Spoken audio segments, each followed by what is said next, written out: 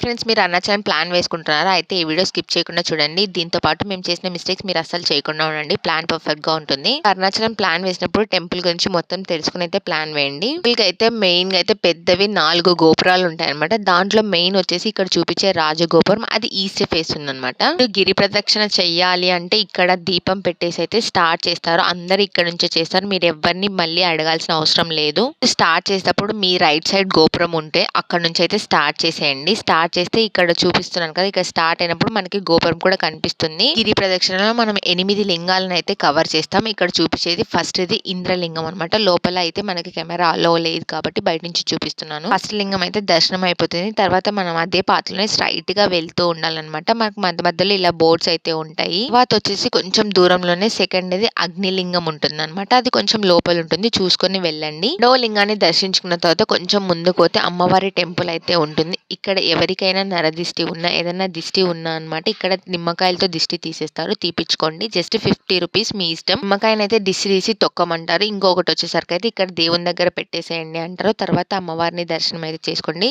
అలాగే స్ట్రైట్ గా వెళ్తూ ఉండాలన్నమాట. మనకి పాత్స్ మధ్య మధ్యలో రాస్తూ ఉంటారనమాట. మనకి అర్థం అయిపోతుంది. 1 కిలోమీటర్ అయితే మనం నడుస్తే మనకి 3వ లింగం అయితే ఉంటుందన్నమాట, యమలింగం. అక్కడ కూడా ఒకసారి దర్శనం అయితే చేసుకోండి. టెంపుల్ లోకైనా మనకి మొబైల్స్ అయితే అలో ఉండవు. జస్ట్ బయట నుంచి అయితే మనము వీడియో తీయొచ్చు. లోపలికి అయితే వెళ్ళి దర్శనం చేసుకోండి. ఇలా చాలా టెంపుల్స్ అయితే ఉంటాయి. ఇక్కడ చూపించేది దుర్వాస మహర్షి అన్నమాట. టెంపుల్ వచ్చేసరికి అయితే మనము రాళ్లతో అయితే ఇల్లు కట్టుకుంటే మనం నిజంగా లైఫ్ లో అయితే ఇల్లు కడతామని ఇక్కడ చాలా మంది అయితే నమ్ముతున్నారు. ఇప్పుడు ఒక చిన్న ఇల్లు అయితే కట్టాను చూడండి, ఇక్కడ ఎంత మంది కట్టారో. ఇలాగనే మనకి తిరుపతిలో కూడా ఉంటుంది. మీరు కూడా ఒకసారి తిరుపతి వెళ్తే ఖచ్చితంగా ట్రై చేయండి. నమ్మకం వచ్చేసి ఇక్కడ కాయిన్ నిలబెట్టాలి. నేనైతే ట్రై చేశాను, నిలబడింది. చూసుకుంటూ వెళ్తుంటే మనకైతే నైరుతి లింగం అయితే వచ్చింది అనమాట. మేము నైట్ టైం అయితే చేసాం కాబట్టి కొన్ని గుళ్ళు అయితే క్లోజ్ ఉన్నాయన్నమాట. ఉన్నా కూడా మనకి దేవుడు కనిపిస్తారు. ఖచ్చితంగా లోపలికి వెళ్ళి అయితే ముక్కోండి. ఈ టెంపుల్ కూడా క్లోజ్ చేసినా కూడా మనకైతే దేవుడు కనిపిస్తారు. ఇక్కడ చూడండి, నైరుతి లింగంకి ఇక్కడ బోర్డు అయితే ఉంది.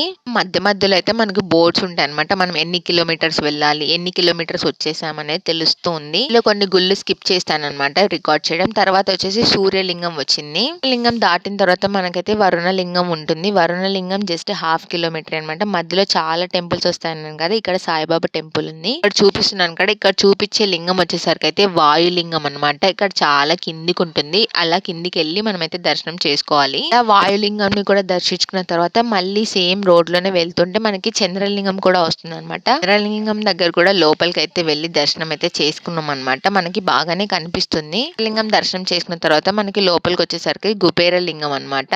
చోట్ల కుబేర లింగం అని రాస్తారు. ఏది కరెక్టో నాకైతే ఐడియా లేదు. వచ్చేసి ఇక్కడ లైన్ చూడండి, ఇక్కడ నుంచి అయితే స్టార్ట్ అయింది. నార్మల్ గా ఎవరైతే వెళ్లారో వాళ్ళకైతే ఈ పాటికి తెలిసే ఉంటుంది. 1 కిలోమీటర్ నుంచి అయితే 2 లైన్స్ ఉందన్నమాట. ఏం లేదండి, ఇది మోక్ష మార్గం అని చెప్తూ ఉన్నారు కదా వీడియోస్ లో, అదే అనమాట. మంది లైన్ లో నిలబడడం ఎందుకు అనేసి చాలా మంది స్కిప్ చేస్తున్నారు. కొంతమంది అయితే దర్శనం చేసుకొని వెళ్తున్నారు. లాస్ట్ లింగం వచ్చేసరికి అయితే ఈశాన్య లింగం అనమాట. ఈశాన్య లింగం కూడా దర్శనం చేసుకుంటే మనది అయిపోతుంది గిరి ప్రదక్షిణ అనుకుంటారు. కాదండి, ఇంకా ఉంది. నడవలేని వాళ్ళు మధ్యలో ఆగిపోవాలంటే ఆటోస్ కూడా ఉంటాయన్నమాట. ఆటోస్ ఎక్కేసి రావచ్చు. ఇప్పుడు వచ్చేసరికి అయితే మనకి ఇలా బస్ స్టాండ్ అయితే ఉంటుందన్నమాట. నడుస్తూ ఉంటే మనకి ఇంకా గిరి ప్రదక్షిణ అవ్వలేదు, బస్ స్టాండ్ ఉంటుంది. బస్ స్టాండ్ తర్వాత మనకి గణేశుని టెంపుల్ కూడా ఉంటుంది. మనం నడుస్తుంటే మనకైతే గోపురం అయితే కనిపిస్తుంది. మనం ఎక్కడైతే స్టార్ట్ చేసామో అక్కడికైతే వచ్చేస్తాం అనమాట.